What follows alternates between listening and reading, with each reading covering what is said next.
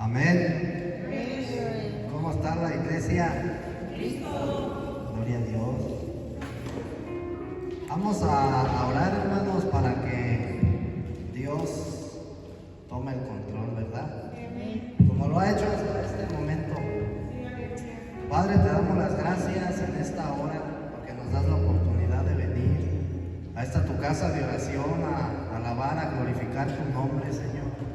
Te pedimos, Padre, que seas tú hablando a nuestras vidas, que tú nos alimentes, que te impartas, Señor Jesús, como ese maná, como ese alimento espiritual, Señor, que nuestro espíritu necesita para poder crecer, Señor, para poder hacer tu voluntad, Señor Jesús, para poder ser testimonio vivo en la tierra, en el nombre de Jesucristo. Amén. Gloria a Dios.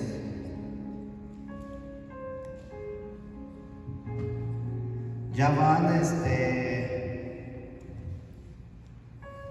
3, 4 semanas, ¿verdad?, que hemos estado estudiando el mensaje a las iglesias, a las 7 iglesias de Apocalipsis. Hasta este momento hemos visto 6 y el día de hoy vamos a concluir con la número 7, que es el mensaje a la iglesia de la Odisea. Amén. El mensaje a la iglesia de la Odisea, hermanos. Entonces, esta etapa del mensaje a la iglesia de la Odisea, o más bien en esta etapa, la iglesia nuevamente, hermano, se vuelve a degradar. ¿Sí? Si tú fuiste atento a los mensajes que se estuvieron dando a estas 7 iglesias, la iglesia, hermano, desde su edificación, desde el momento en que el Señor Jesús, el día de Pentecostés, se imparte, ¿verdad?, como el Espíritu en los creyentes, desde ese momento se da inicio a la iglesia. Y a partir de ahí, hermano, la iglesia empieza a llevar un proceso, empieza a pasar por diferentes etapas en las cuales tiene altibajos. ¿Sí? En el mensaje a la iglesia de Filadelfia, que es el mensaje número 6, Dios recobra a la iglesia, toma un pequeño remanente, ¿verdad?, y empieza este pequeño remanente guarda la palabra del Señor y no niega su nombre. Pero en el mensaje a la Odisea, hermano, la iglesia se degrada nuevamente. ¿Hasta cuándo? ¿Hasta cuándo, Señor?, dice la Escritura, ¿verdad? Pues hasta el día de su venida. Amén. Dice Apocalipsis capítulo 3, versículo 14 al 22.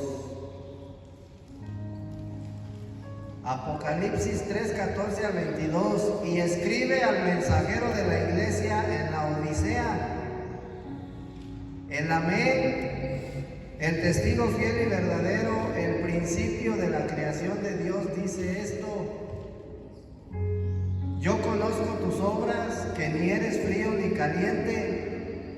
Ojalá fueses frío o caliente. Así que por cuanto eres tibio y no caliente ni frío, estoy por vomitarte de mi boca. Porque tú dices: yo soy rico y me he enriquecido y de ninguna cosa tengo necesidad. Y no sabes que tú eres un desventurado, miserable, pobre, ciego y desnudo. Yo te aconsejo que de mí compres oro refinado en fuego para que seas rico, y vestiduras blancas para que te vistas y no se manifieste la vergüenza de tu desnudez, colirio con que ungir tus ojos para que veas. Yo reprendo y disciplino a todos los que amo. Sé pues celoso y arrepiéntete. He aquí, yo estoy a la puerta y llamo. Si Si alguno oye mi voz y abre la puerta, entraré a él y cenaré con él y él conmigo. Al que venza, le daré que se siente conmigo en mi trono, como yo también he vencido y me he sentado con mi Padre en su trono. El que tiene oído, oiga lo que el Espíritu dice a las iglesias. Pues esta palabra, hermano, es fuerte, ¿verdad? Porque dice el Señor, le dice el Señor a la iglesia en la Odisea, en el versículo 15, le dice: yo conozco tus obras. No le dice si son buenas, igual que a la iglesia de Filadelfia, no le dice si son buenas o si son malas, pero le dice: yo conozco tus obras, que ni eres frío ni eres caliente. ¿Sí? Y luego le dice en el versículo 17: porque tú dices ser rico y de ninguna cosa tengo necesidad, y no sabes que tú eres un desventurado, eres un miserable, eres un pobre, un ciego y desnudo. Entonces, si te das cuenta, el Señor habla fuerte a esta iglesia, hermano. Pero esas palabras que el Señor le dice a la iglesia tienen un significado espiritual que ahorita vamos a ver, amén. Entonces, la palabra odisea en griego significa opinión o juicio del pueblo o del laicado. Ese es el significado de la palabra odisea. Entonces, después de que la iglesia había pasado por 6 etapas, en la séptima etapa, hermano, ¿sí? El Señor, en la sexta etapa, el Señor vuelve a recobrar su iglesia, la iglesia de Filadelfia. ¿Por qué? Porque esta iglesia, hermano, guardaba la palabra de Dios y no negaba el nombre del Señor. Pero ya en la séptima etapa, la última etapa de la iglesia vuelve a degradarse. Al grado, hermano, de que ni era fría ni era caliente, era tibia. Y el Señor dice que estaba, no dice estaba a punto de vomitarla de su boca. Amén. Entonces, hoy en la actualidad, hermano, si tú te das cuenta, existen muchas iglesias, muchas denominaciones y existen muchas asambleas. Amén. Como la iglesia de la Odisea. Es decir, que su sistema, hermano, es el mismo. Amén. Y los hermanos de estas iglesias, los que pertenecen a estas denominaciones o a este tipo de asambleas, hermano, ellos están orgullosos de su conocimiento bíblico que tienen. Tienen mucho conocimiento bíblico, ¿sí? Probablemente tienen obras buenas, ¿verdad? Pero hay una cuestión. Cuando el Señor le dice a la iglesia de la Odisea: tú dices ser rico, pero en realidad eres un pobre desventurado. Cuando habla de rico, hermano, no se refiere a que esta iglesia tenía las inescrutables riquezas de Cristo. Esta iglesia, hermano, tenía riquezas en conocimiento, ¿sí? Tenía, hermano, buenas obras, ¿sí? Pero ¿por qué el Señor le dice eres una desventurada? Porque esta iglesia, hermano, no tenía el disfrute de las riquezas que tú puedes encontrar en Cristo. Tenían el conocimiento, pero no disfrutaban de las verdaderas riquezas de Cristo. Entonces, el día de hoy, hermano, dentro de las asambleas hay muy buenas enseñanzas, hay un buen conocimiento de la palabra de Dios, pero no hay una vivencia, no hay un experimentar de las verdaderas riquezas de Cristo. Entonces, ¿qué es lo que a nosotros, hermano, como cuerpo de Cristo nos vale? Que tengamos mucho conocimiento y no lo vivamos, o que tengamos poco conocimiento y lo vivamos. Y por consiguiente de que vivimos el poco conocimiento que tenemos de la palabra de Dios, vamos entonces a experimentar las riquezas de Cristo. Mira, hermano, fíjate cómo están distorsionadas las enseñanzas que nos dicen cuando yo llego a la iglesia, hermano. No estoy hablando de mí, estoy hablando del cuerpo de Cristo. Estamos ejemplificando. Cuando yo llego a la iglesia, ¿sí?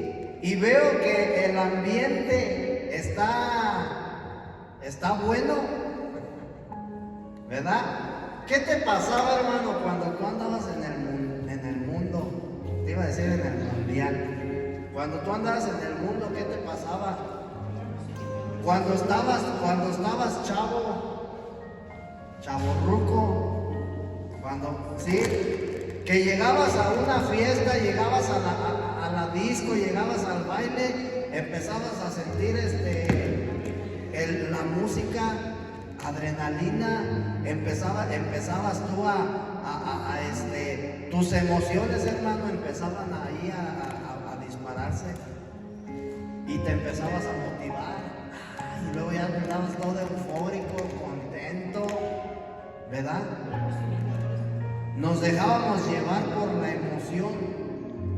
Entonces, en la iglesia, hermano, sucede lo mismo. Llegan los miembros del cuerpo de Cristo, los miembros de la iglesia, y empiezan, hermano, a dejarse llevar por las emociones. Porque la música está a todo lo que da y se escucha bien padre el sonido y veo a los otros hermanos bien gozosos y pues yo me motivo, ¿verdad? Y entonces, hermano, a eso se le ha llamado que están experimentando la presencia de Dios en su vida. Pero la realidad, hermano, es que la Escritura me enseña que experimentar, hermano, la presencia de Dios en mi vida, la tengo que manifestar. Experimentar a Cristo en mi vida, hermano, no es una emoción, es una acción. ¿Estamos de acuerdo? Porque si yo estoy experimentando a Cristo en mi vida, yo tengo que reflejar con mis acciones, no con que, con mis acciones yo tengo que reflejar lo que yo estoy experimentando. Una persona, cuando está enojada, por mucho que lo quiera disimular, se le nota, ¿sí? Entonces, ella está enojada, pero ese enojo, hermano, lo expresa hasta en su rostro, y mucho más con las acciones. Y entonces decimos, no, hombre, ya me voy porque ese hermano está bien enojado. Cuando tú, hermano, estás experimentando a Cristo en tu vida, la gente lo va a notar, no porque te vea sonriendo, no porque te vea jijiji, jajaja, no, porque van a ver, hermano, van a ver tu caminar, van a ver tu conducta, van a ver la manera en la cual tú estás viviendo. Entonces, la iglesia en la Odisea no tenía esta riqueza, porque esto es una riqueza, hermano. Entonces el Señor le decía, ¿tú eres rico? Pues sí, en conocimiento. En muchas cosas eres rico, pero en realidad tú no eres rico, tú eres pobre, tú eres desventurado. ¿Por qué? Porque no estás experimentando a Cristo en tu vida como debe de ser. Amén. Luego le dice el Señor en el versículo 14, de ahí mismo del capítulo 3 de Apocalipsis. El Señor dice, el amén, el testigo fiel y verdadero, el principio de la creación de Dios, dice esto. Si tú te das cuenta, cuando el Señor se dirige a cada una de las 7 iglesias, se presenta con cada una de una manera diferente, ¿verdad? Entonces, a la iglesia de la Odisea se le presenta como el testigo fiel, como el amén, ¿sí? Y el Señor, hermano, al dirigirse a cada una de estas iglesias de una manera diferente, hace referencia a lo que Él es y a lo que Él hace al respecto con cada iglesia. Porque si tú te das cuenta, con cada iglesia hizo algo al respecto, ¿sí? ¿Por qué? Porque la condición de cada iglesia era diferente, no era la misma. En cada etapa la iglesia tuvo una condición diferente. Entonces, le dice a la iglesia de la Odisea, yo soy el amén. ¿Qué significa el amén? El amén es una palabra que proviene del hebreo y significa firme, estable y confiable. ¿Qué quiere decir esto cuando el Señor dice el amén? Dice esto: no hay nadie, hermano, que a Él lo pueda mover del lugar en el que se encuentra, porque Él es firme. Él es una persona estable, no es el que hoy te amó, hermano, y mañana ya no te amó porque ya pecaste.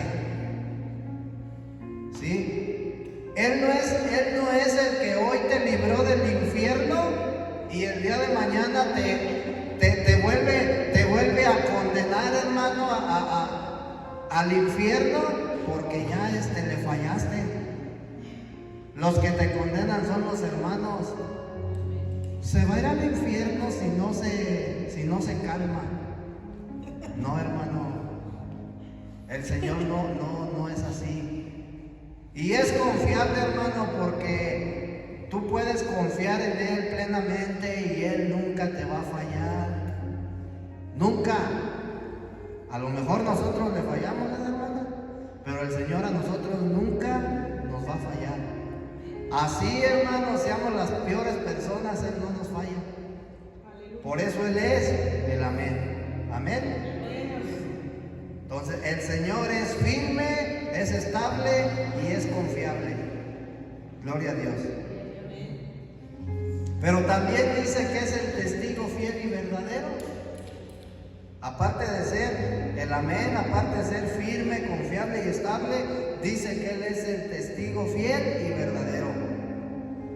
Entonces, para la iglesia, para mí, el Señor tiene que ser el amén todos los días. Pero también tiene que ser mi testigo fiel y verdadero. Cuando tú no estás bien en tu vida exterior, va a haber muchos testigos que se van a dar cuenta. Unos van a testificar bien y otros van a testificar mal de ti y de mí. Pero internamente, hermano, solamente hay un testigo: Cristo el Señor. Y este testigo, hermano, debe de ser el testigo que toda la iglesia debe de tener. Este testigo es un testigo que es firme, es estable, es confiable, es fiel y verdadero. Amén. La iglesia en Odisea, hermano, que estaba degradada, porque en esa etapa la iglesia se había degradado, no era firme. ¿Sí? Era una iglesia, hermano, que se dejaba llevar por las falsas enseñanzas. ¿Sí? Entonces no era firme, no era estable, no era confiable, no era fiel al Señor, no era verdadera. ¿Sí? ¿Por qué no era verdadera? Porque no era un buen testimonio. Entonces, el día de hoy esa es la condición de la iglesia. El día de hoy, hermano, muchos como hijos de Dios no somos firmes, no somos estables. Andamos de aquí para allá, de allá para acá, y así andamos, hermano, como piezas de ajedrez. Como piezas de ajedrez. Entonces, es la condición de la iglesia, hermano. El Señor, a través de estas cartas, tiene que hacer reflexionar a la iglesia. Porque la iglesia cree, hermano, que su condición es buena. La iglesia cree, hermano, que porque participa, porque sirve, está bien delante del Señor. Pero nosotros, hermanos, nos damos cuenta que no es así. Entonces, ¿qué es lo que tenemos que hacer como iglesia? Tenemos que oír la palabra de Dios. Tenemos que escuchar cuando Él dice: el que tiene oído, oiga. Y no quiere decir que, sí estoy oyendo, no, hermano. Tiene un peso esa palabra, el que tiene oído, oiga. Ahorita te lo voy a platicar. Luego dice, hermano, en el versículo 14, que Él es el principio de la creación de Dios. Amén. Quiere decir que todas las cosas por Él fueron hechas. En el versículo 14 se refiere a sí mismo como el principio de la creación de Dios. El Señor se refiere a sí mismo porque dice: Él es el principio de la creación de Dios, y quien está hablando es el Señor. Entonces Él está hablando de sí mismo. Amén. ¿Qué quiere decir eso? Pues que Él es Él es el origen, Él es la fuente de toda la creación. Amén. ¿Qué es lo que sucede con la iglesia cuando se degrada? ¿Qué es lo que sucede conmigo cuando yo me degrado como hijo de Dios? Porque también los hijos de Dios se degradan. Si la iglesia está degradada, quiere decir que los hijos de Dios están degradados. ¿Estamos de acuerdo? Porque nosotros formamos la iglesia. ¿Qué pasa cuando la iglesia se degrada? ¿Sabes por qué la iglesia de la Odisea se degradó? Porque ella dejó de tener al Señor como el origen de todas las cosas. ¿Sí? Entonces, cuando nosotros en nuestra vida, hermano, en nuestro diario vivir, dejamos de tener al Señor como el origen de todas las cosas, como el primero, como la creación, como la fuente de vida, nos vamos a degradar. Siempre nos vamos a degradar. Una persona, hermano, que vive con miedo, vive degradada. Una persona, hermano, que vive sufriendo por esto, por lo otro y por aquello, vive degradada. Aquel que vive en depresión, vive degradado. Todo aquel que tiene una dependencia hacia algo o hacia alguien, vive degradado porque no tiene al Señor como su origen. Y eso, hermano, al Señor no le agrada. Al Señor no le agrada. Entonces la condición de la iglesia era esta, de la iglesia de la Odisea. Cosa que hoy en día nosotros vemos en la iglesia. Cada problema, fíjate bien, cada problema que tú ves en cada mensaje que la iglesia estaba pasando, es el problema actual que hay el día de hoy en las iglesias. O sea que hay de todo, ¿verdad? Luego dice el Señor que la iglesia en la Odisea tenía una condición, que no era fría ni era caliente, era tibia. Le dice ahí en el versículo 15, 16 y 17. Y el Señor dice: yo conozco tus obras, que ni eres frío ni caliente. ¿Sí?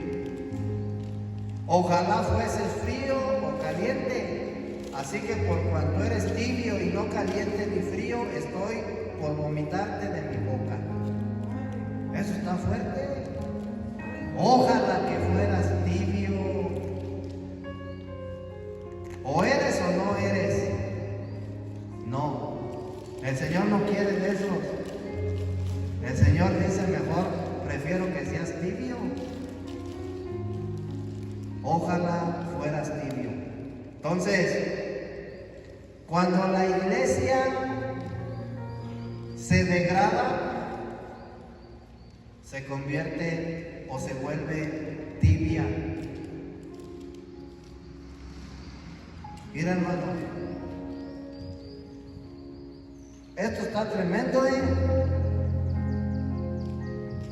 ¿Sabes por qué? Cuando tú tienes un problema en tu vida y ese problema te lleva hasta la depresión, tú ya te degradaste como hijo de Dios. Porque a veces, hermano, nosotros empezamos a enfocarnos tanto en el problema que llegamos a veces, hermano, a perder la fe.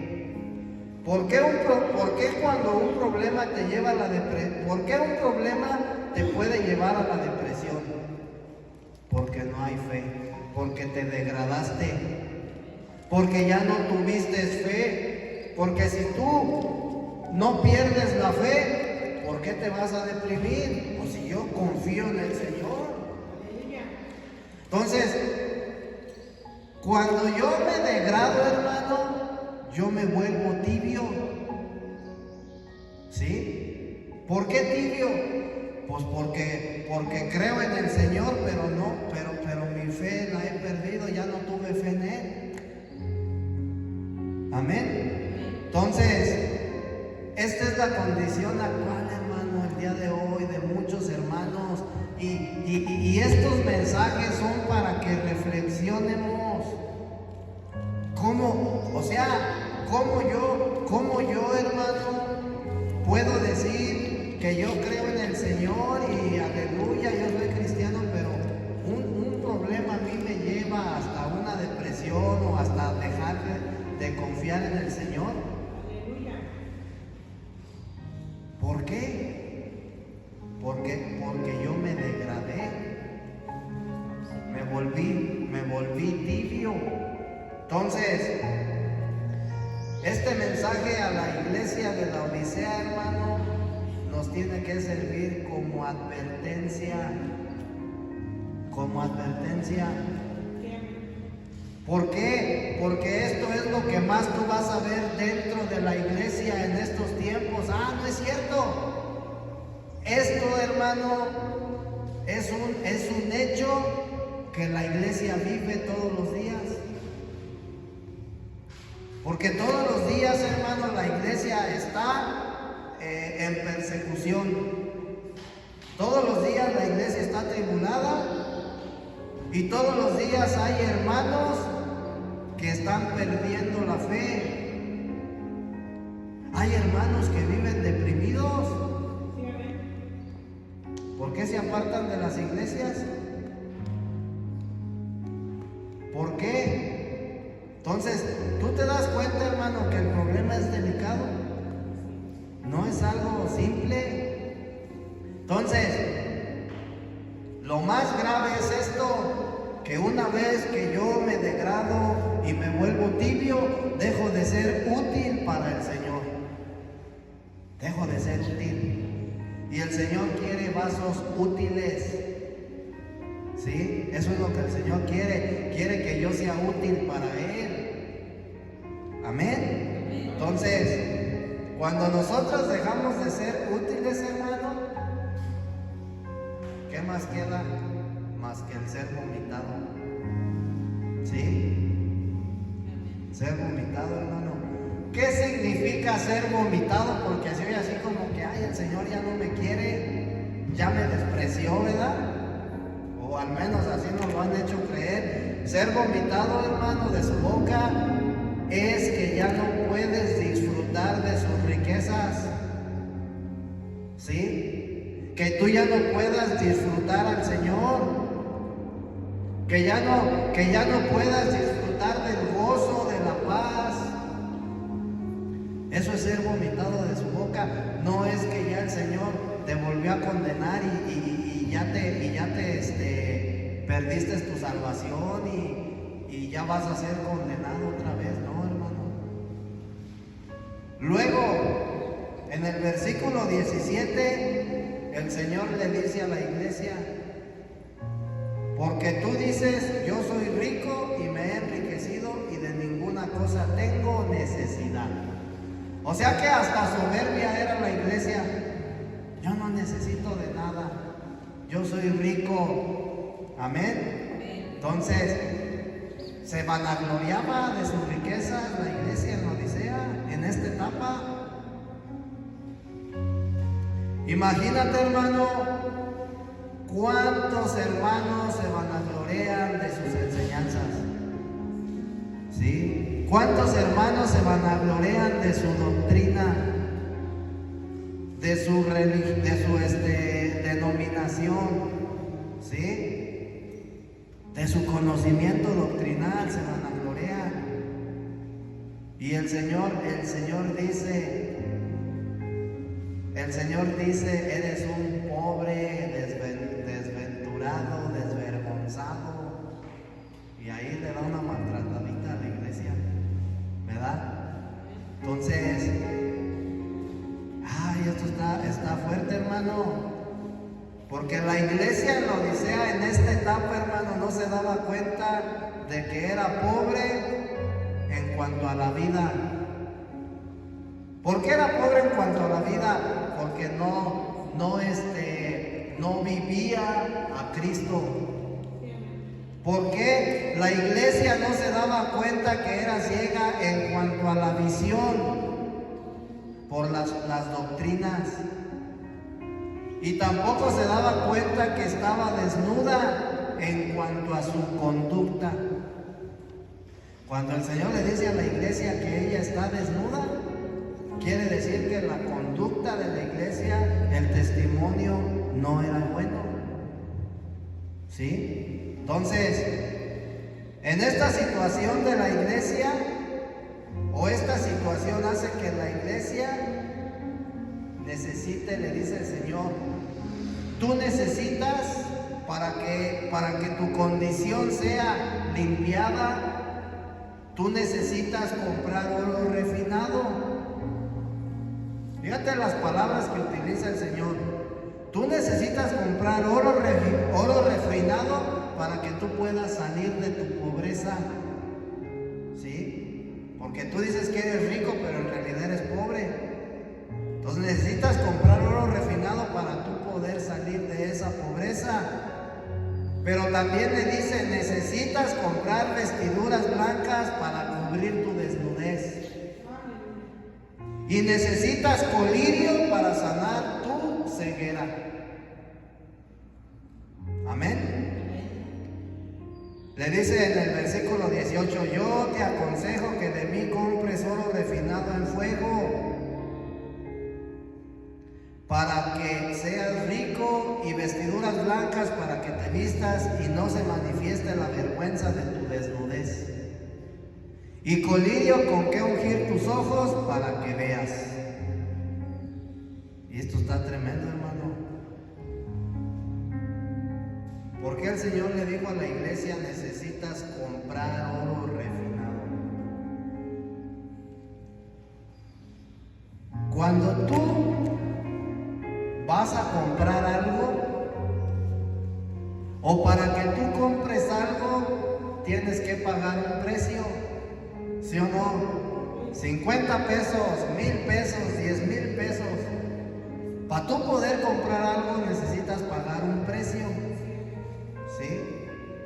La iglesia, hermano, que hoy en día se encuentra degradada, para salir de esa degradación necesita pagar un precio.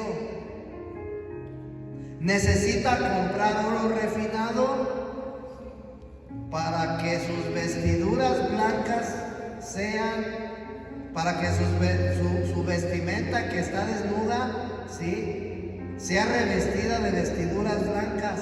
Entonces necesita tres cosas la iglesia el día de hoy, porque la iglesia está degradada: pagar el precio, vestirse con vestiduras blancas y ponerse colirio en sus ojos. Amén. Esa es la necesidad que tiene la iglesia.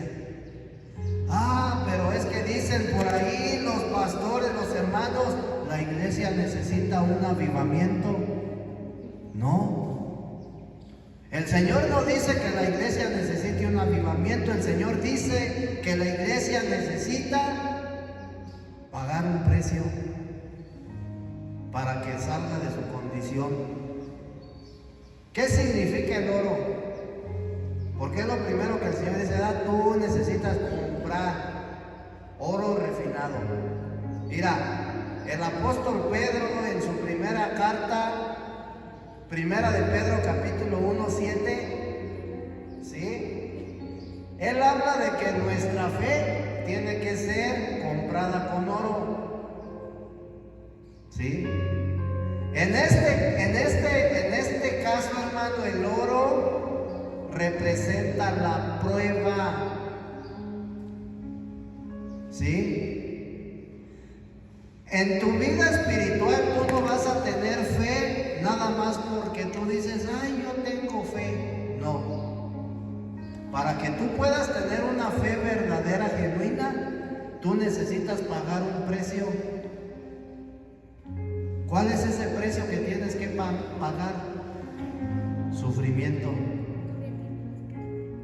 Porque dice el apóstol Pedro ahí en primera de Pedro 1:7, aunque por un poco de tiempo. Vamos a leerlo mejor, ¿verdad? Primera de Pedro 1:7 dice: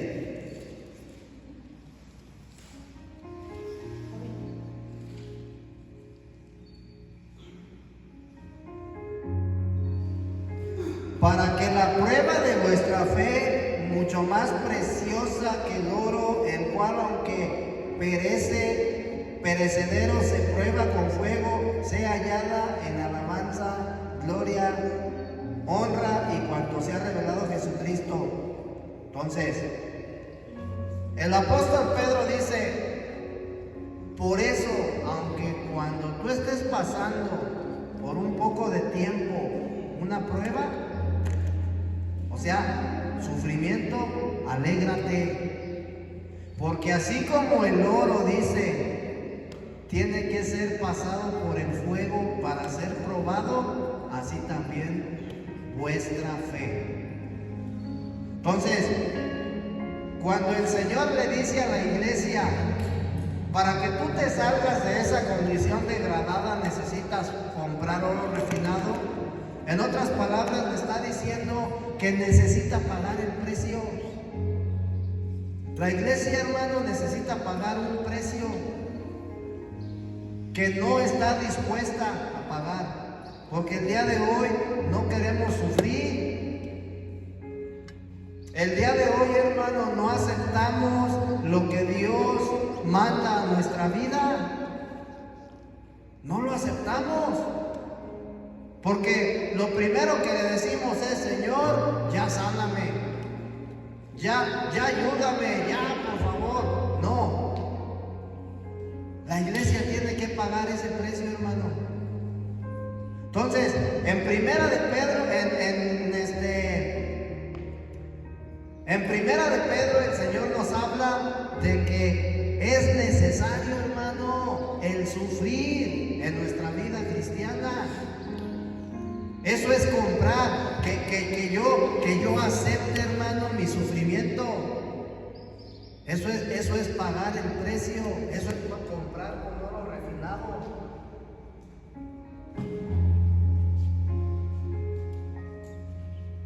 Amén. Eso es comprar con oro refinado. Dice la bíblicamente, hermano, la naturaleza divina, ¿sí?, es la divinidad de Cristo. Cuando el Señor Jesús dijo, yo soy el camino, la verdad, pero dijo, yo soy la vida, se refería, en otras palabras, que Él era el oro. Él es el oro refinado. La divinidad de Dios es representada por el oro en la Biblia, ¿sí? Entonces, el día de hoy, hermano, la iglesia tiene el conocimiento de doctrinas referentes a Cristo, pero no tienen suficiente fe viviente como para participar del elemento divino de Cristo. ¿Qué quiere decir esto? Sí tengo fe, pero no vivo esa fe. Sí tengo fe, pero no vivo a Cristo. Amén. Entonces, como la iglesia, hermano, no está viviendo a Cristo, la iglesia en la Odisea no estaba viviendo a Cristo, el Señor le dice, necesitas comprar oro refinado. El día de hoy, en la actualidad, hermano, la iglesia por eso necesita pagar el precio. Para que tú vivas a Cristo tienes que pagar un precio. Amén. ¿Cuál es el precio que tengo que pagar? El apóstol, ¿cuál es el precio que tengo que pagar? El apóstol Pablo dijo, mas ya no vivo yo. Ese es el precio. Entonces, para yo dejar de vivir, hermano, pues necesito ser puesto en la cruz, necesito ser metido al horno de fuego, necesito ser metido a la fosa de los leones, ¿sí? Necesito entrar en el arca para poder morir. Entonces,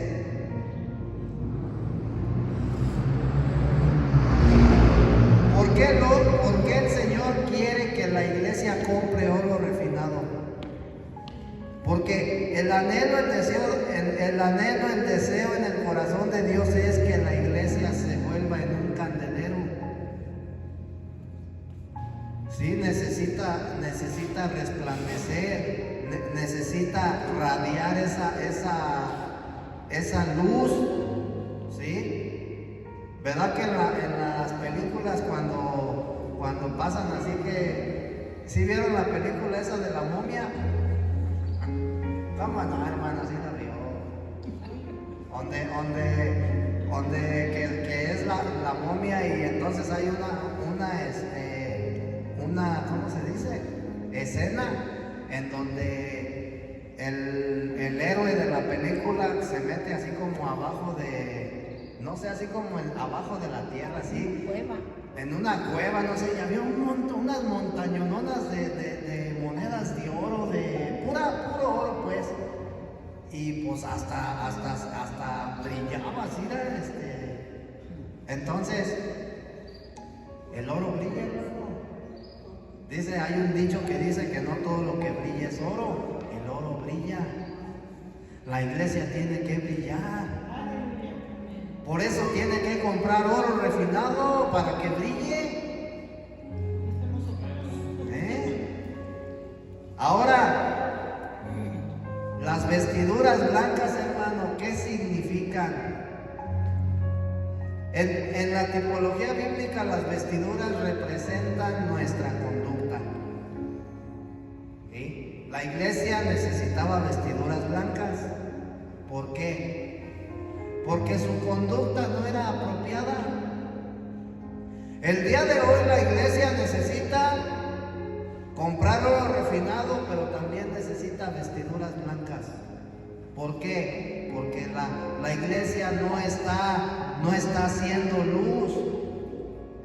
No, su conducta no es buena. Se ha convertido en algo religioso.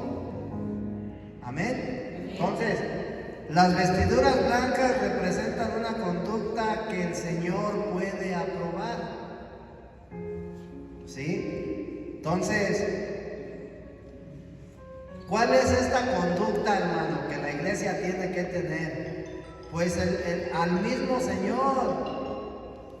Esta conducta tiene que ser el Señor vivido por la iglesia. Si tú estás viviendo a Cristo, es porque tus vestiduras son blancas.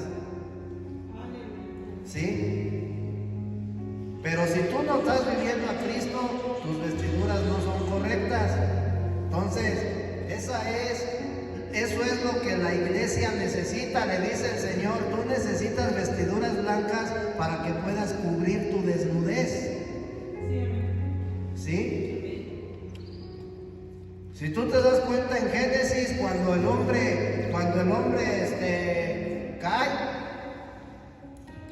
dice la Escritura que se cubrieron con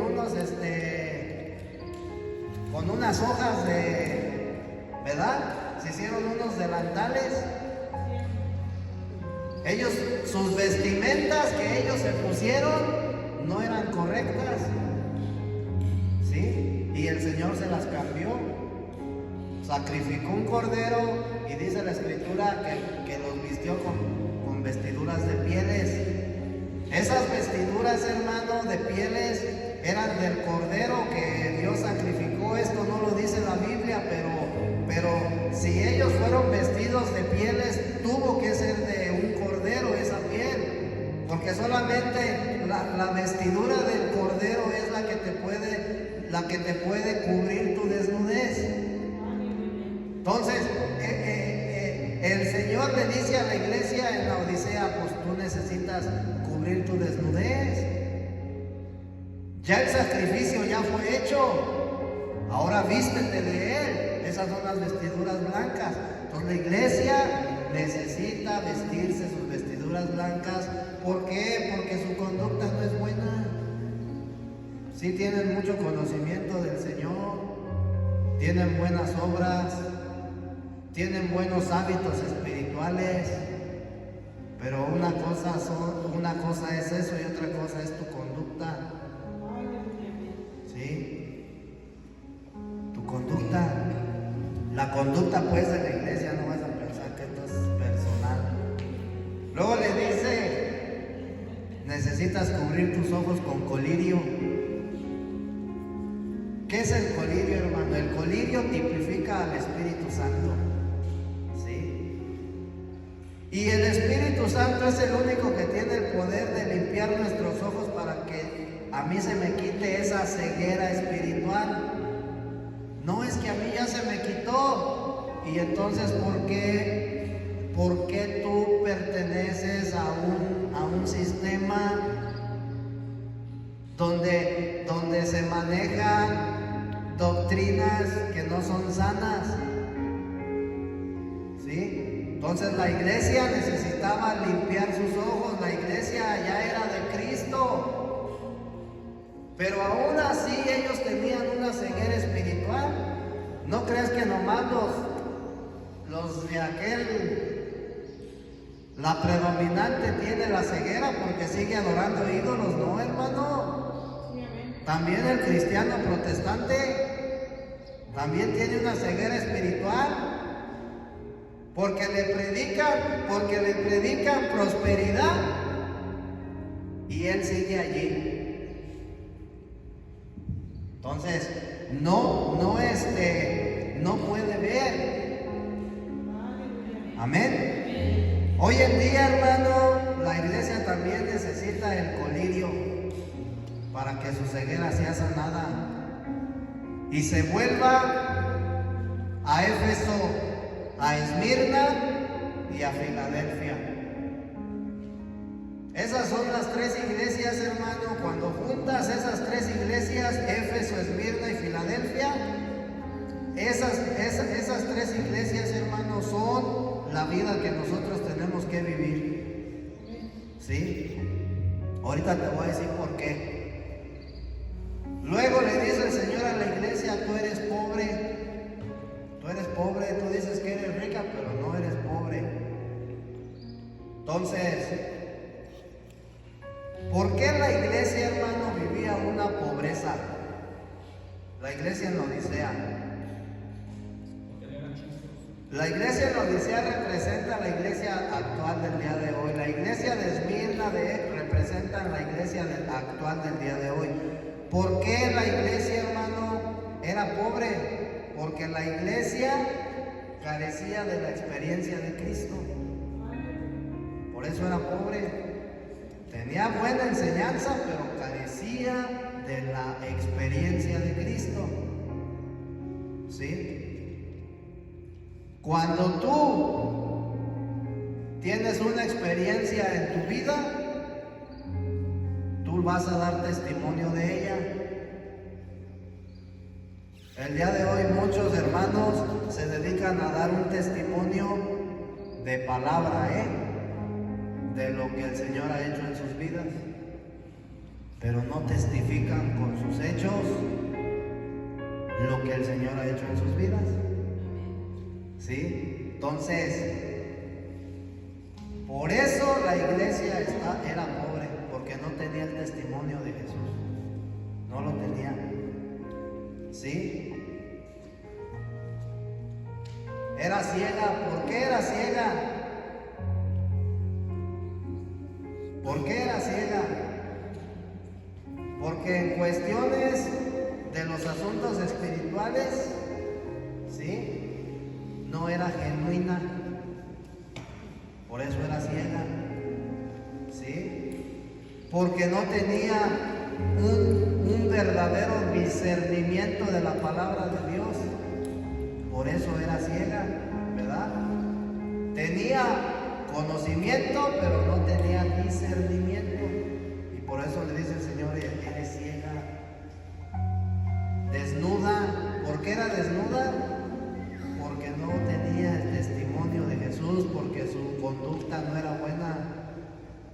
Amén. Mira, cuando tú recibiste a Cristo en tu vida, tú fuiste salvo. El Señor te revistió de esa salvación. El Señor te revistió o te vistió, porque tus pieles eran de hoja, como las de Adán.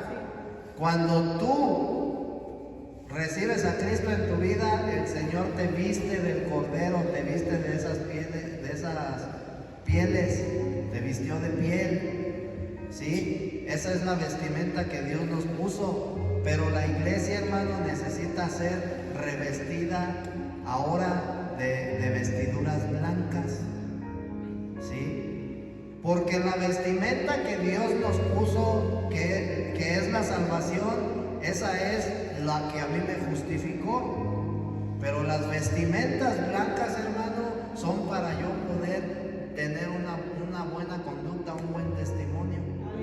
Entonces el Señor le dice: tú eres desnuda porque tu testimonio, tu comportamiento no es adecuado, y necesitas vestiduras blancas para que cubras esa desnudez. Amén. Entonces, luego el Señor dice que la iglesia es mejor que sea tibia. Amén. Y por cuanto eres tibio y no caliente ni frío, estoy por vomitarte de mi boca. Amén. Pues ya hablamos de que ser vomitado es perder el disfrute de todo lo que el Señor es para su iglesia. Amén.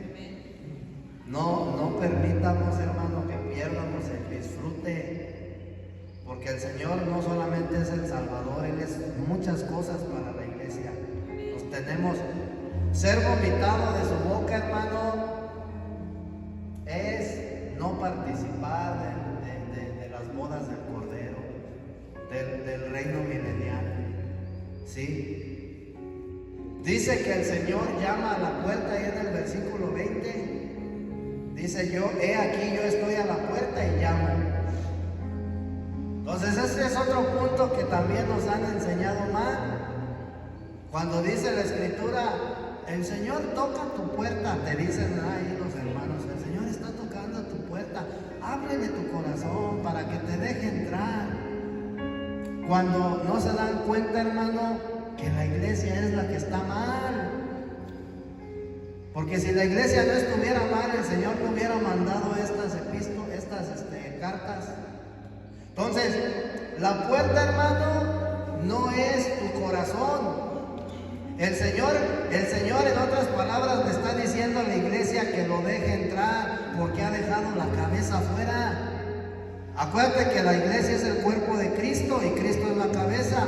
Y Cristo como cabeza está fuera de la iglesia, porque si estuviera dentro de la iglesia no necesitaría comprar oro refinado, no necesitaría ponerse vestiduras blancas y no necesitaría colirio para poder limpiar sus ojos. Quiere decir que entonces la iglesia misma ha dejado al Señor fuera de ella. Y el Señor está tocando a la puerta y le está diciendo: hey, déjenme entrar. Ustedes no me permiten entrar. ¿Por qué?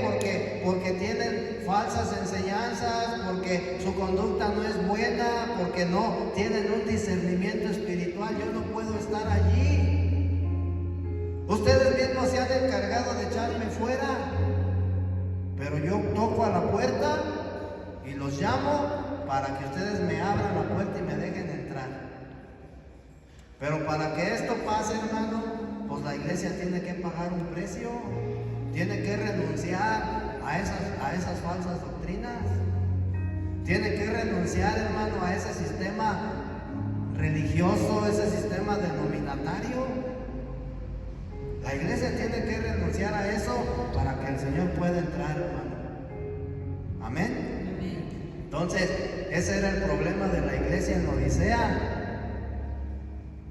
Gloria a Dios. Mira, si tú te das cuenta, el Señor dice: yo llamo a la puerta.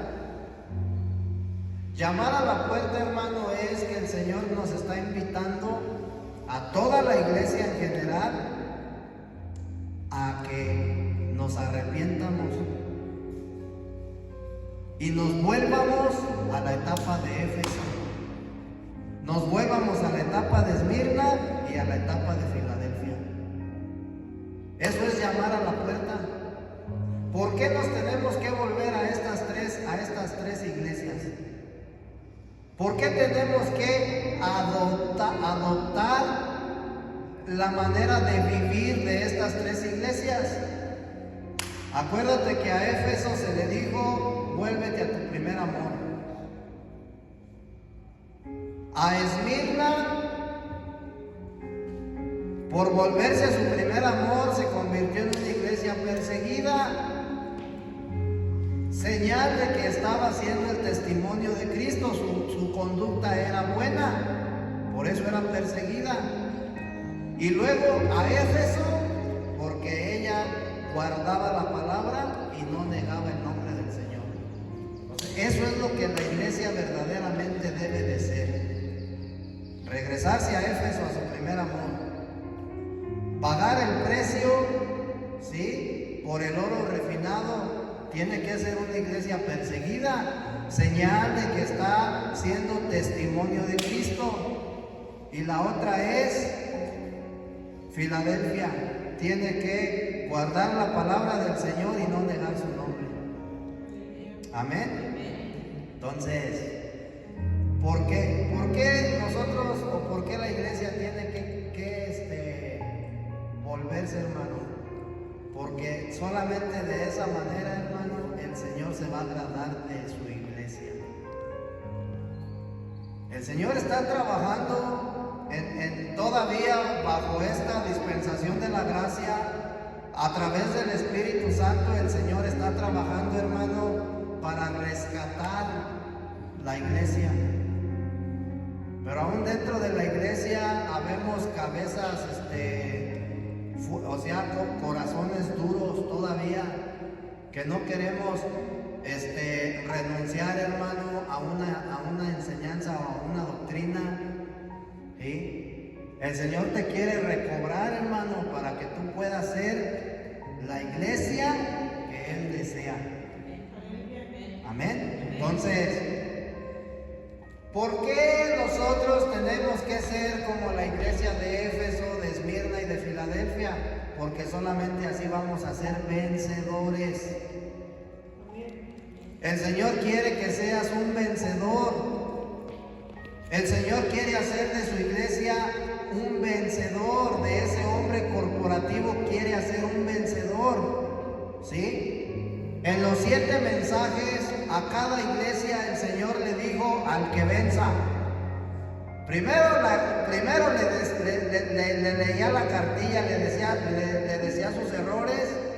Luego le daba una promesa: al que venza yo lo haré. Mira, dice el Señor ahí en Éfeso: al que tenga oído, oiga lo que el Señor dice a las iglesias. Y lo mismo le dijo a Esmirna, lo mismo le dijo a Pérgamo, a Tiatira, a Sardis, a Filadelfia y a la Odisea. A todas les dijo lo mismo: el que tenga oídos, oiga. Amén. Entonces, ¿qué quiere decir esto? Pues que si tú verdaderamente entiendes lo que el Señor te está diciendo, entonces vívelo. El que tiene oído, oiga, significa vivir lo que el Señor le dijo a cada una de esas iglesias. A Sardis le dijo, a Éfeso le dijo: vuélvete a tu primer amor. Si tú tienes oídos, tú vas a vivir en tu primer amor. ¿Sí? Eso es el que tenga oídos. Entonces, a cada iglesia el Señor le dice: al que venza. Y le da una promesa. Ejemplo, a la iglesia de Éfeso le dijo: al que venza, le daré a comer del árbol de la vida. Luego a Esmirna le dijo: al que venza, no sufrirá ningún daño en la segunda muerte. Luego a la iglesia de Pérgamo le dijo: al que venza, daré a comer del maná escondido y le daré una piedrecita blanca y en la piedrecita escrito un nombre nuevo. Amén. Y así sucesivamente a cada iglesia le da una promesa, pero si te das cuenta, esa promesa solamente es para el vencedor. Entonces, ¿por qué es importante que yo viva en mi primer amor? Que viva en persecución y que viva guardando la palabra de Dios y no negando su nombre, porque esto me va a hacer a mí un vencedor y me va a hacer poder ser partícipe de todas esas promesas que el Señor le dio a cada iglesia. ¿Sí? Entonces, eso, hermano, es lo que el Señor anhela y desea para su iglesia. Es triste, hermano, que muchas almas, yo no te voy a decir como dicen muchos, es triste que muchas almas se estén yendo al infierno. No, hermano, es triste que muchos creyentes, ¿sí?, no estén viviendo conforme a la voluntad de Dios. ¿Sí? ¿Cuál es la voluntad de Dios? Aquí la vas a encontrar en esas 7 cartas a las iglesias. Porque ahí te va a decir cómo el Señor quiere que la iglesia, el modelo de la iglesia que Dios anhela. Entonces, debemos de esforzarnos, hermano, por regresarnos a nuestro primer amor. Debemos de esforzarnos por guardar el testimonio de Jesús, hermano. Cristo viene, y si yo no guardo su testimonio, ¿sí? Entonces, pues voy a tener entonces que pagar un precio más fuerte. Por cuanto guardaste, le digo a Filadelfia, la palabra de mi paciencia, yo te guardaré de la prueba que ha de venir sobre el mundo entero. Entonces hay que reflexionar, hay que corregir, hermano, y hay que hechos, ¿verdad? Dicen por ahí, con hechos. Pues vamos a ponernos de pie, vamos a darle gracias al Señor, porque nos habla fuerte. Cuando yo estuve meditando en esto, hermano, a mí el Señor habló fuerte a mi vida y me hizo darme cuenta. Fíjate, a estas alturas de mi vida cristiana, me hizo darme cuenta de que hay muchas cosas en las cuales aún yo estoy mal. Tengo que corregir. Entonces, pues de eso se trata, para eso es la palabra de Dios, porque dice que sirve para corregir. Pero yo tengo que querer, ¿verdad? También. Entonces vamos a orar, hermano Pastor Eliseo, véngase. Un saludo acá a la banda. Pastor, buenas tardes, amada iglesia. Es un honor estar aquí delante del trono de nuestro Señor Jesucristo. Efectivamente, ¿verdad? La palabra es dura, pero segura. Pregúntense el día de hoy, hermanos, ¿realmente estamos dispuestos a pagar el precio? Yo en lo personal me lo hago cada mañana cuando pasa el primer milagro del día, que es abrir los ojos. A veces nos ufanamos mucho, ¿verdad?, en querer hacer las cosas que secularmente debemos de hacer. Como decía nuestro pastor Salinas, vale la pena estar alejado de nuestro Señor Jesucristo por ufanarnos en el diario vivir. Es importante derrotarnos delante del Señor, hablo por mí, y efectivamente, ¿verdad?, cada porción de alimento espiritual que nos has compartido, pastor, pues pareciera que me habla a mí, porque soy imperfecto, solo Cristo Jesús es perfecto, pero también he entendido por medio de el discernimiento que hoy el Espíritu Santo me ha dado, que debo de esforzarme y que debo de venir a Cristo con humildad, sobre todo, amada familia, convencidos de que como toda la vida es un proceso, el Espíritu es el que nos está dando ese crecimiento poco a poco. Esa es la fe, hermanos. Esa es la fe, creer o no creerle a Dios. Y si realmente alcanzamos a entender que la sangre bendita de Cristo Jesús nos ha redimido, pues ya empezamos ese andar que dice el pastor Salinas como iglesia corporativa. Así como los dedos de nuestras manos son diferentes, cada uno de los que hoy estamos aquí, Cristo Jesús nos ha llamado para hacer esa iglesia corporativa de que habla el pastor. Vamos a dar gracias, amada iglesia, para honra y gloria del Señor. Padre bendito, Padre santo, te doy gracias por la vida de cada uno de mis hermanos, que el día de hoy dispusiste en su corazón venir delante de tu trono para que recibiéramos esta porción de alimento espiritual, Padre santo. Bendice a cada uno de ellos, así como a sus familias, y a aquellos que no llegaron, también alcánzanos con tu manto, Padre Santísimo. Sigue nutriéndonos, Padre, por medio de tu siervo, nuestro amado Pastor Salinas, y que ese discernimiento que mora en su corazón, pues sea también transmitido con el carácter de tu Hijo Jesús, que es el amor incondicional. Padre Celestial, llévanos con bien a cada uno de los que estamos aquí, pero sobre todo, Padre bendito, sigue disponiéndonos, Padre, para que tu Espíritu Santo siga haciéndonos ver las cosas como tú nos has mandado a hacerlas, Padre. Te doy gracias en el poderoso nombre de tu Hijo Jesucristo y todos decimos amén, amén.